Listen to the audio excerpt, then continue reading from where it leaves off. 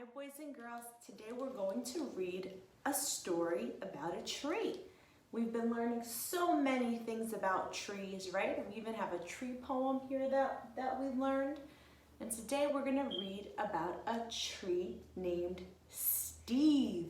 That's right, but before we start our story, let's go over the parts of a book. What part of the book is this? The front of the book, that's right.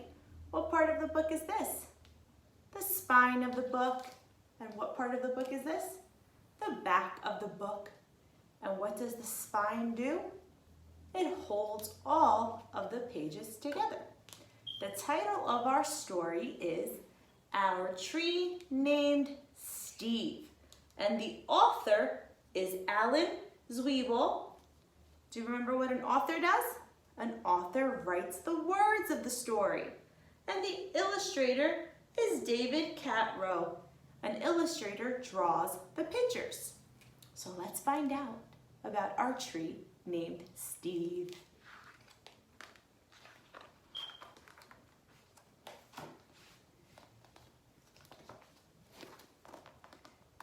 Dear kids, a long time ago, when you were little, Mom and I took you to where we wanted to build a house for us to live in. But in order to build there, we had to come and clear the land. Clearing the land means they had to cut down some of the trees to make room for their house. I remember there was one tree, however, that the three of you couldn't stop staring at. Adam thought it was crying. Lindsay said it looked nervous, and Sari, who was only 2 years old, couldn't pronounce the word tree and called it Steve. So that's where his name came from, a tree named Steve. I love you, Steve, she kept saying. And then Adam and Lindsay started saying it, and before too long, Mom and I got the hint and asked the builder to please save Steve. So all the trees they had to cut down, they did not want to cut down that one, and they named him Steve. The day we moved in, Steve was there to greet us. You see Steve? Where's Steve? He's right there, right? He quickly worked his way into our lives as a swing holder. You see that? Target, third base, hiding place, and a jump rope turner. So they used Steve for so many things. And whenever our dryer broke down, he held our underwear with pride. Do you see that? So after they would wash their clothes, if their dryer didn't work, they would hang their clothes up on here. Right? Steve helped them with a lot of different things. Yes, right there, in the center of our yard, this weird-looking tree grew to become the center of our outdoor life. What does it look like they're doing here? Do you know what this is? That's a tent. That's a tent to go camping. Through all our barbecues, campouts, and dance parties. Or when Adam and Lindsay started getting crushes on the Simon kids next door, Steve adjusted to our every need. Wow, he must be a pretty special tree, right? To help them with so many different things.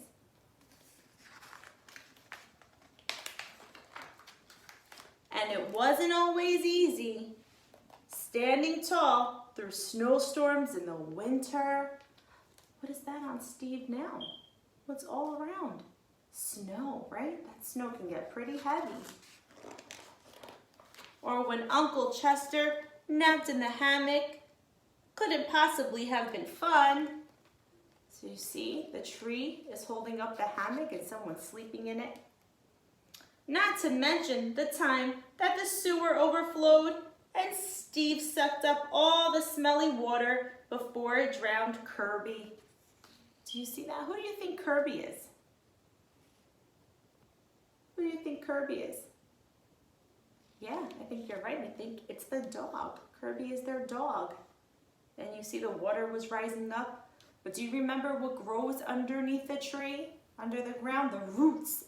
And the roots sucked up all the water before it got to their dog.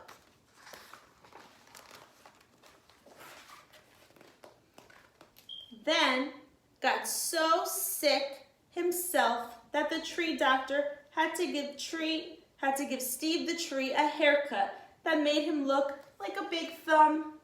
Do you see that? Sometimes they have to call a tree doctor in called an arborist, right? When you get sick, where do you go? To the doctor. And there are doctors for trees too, so when they get sick, they help them. You see that?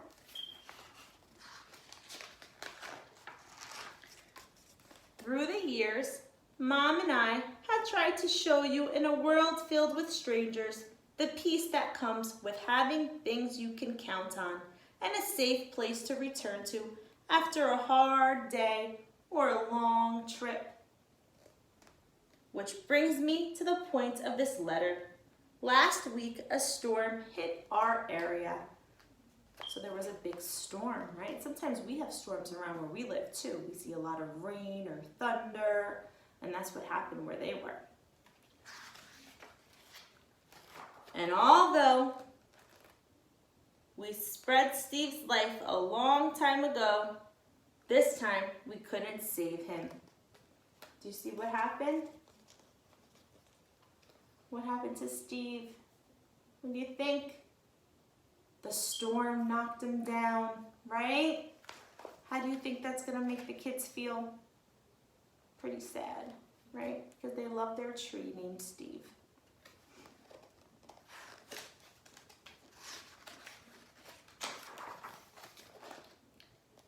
Are we sad? Sure we are. But even in his final moments, when he could have fallen on our house, Sary's swing, or Kirby's house, or Mom's garden, Steve performed his last trick and protected all of us to the very end. And friends like this are hard to find. See? So sometimes trees fall and they can land on things and break them, but not this tree. Nope, he landed someplace where there was nothing to break.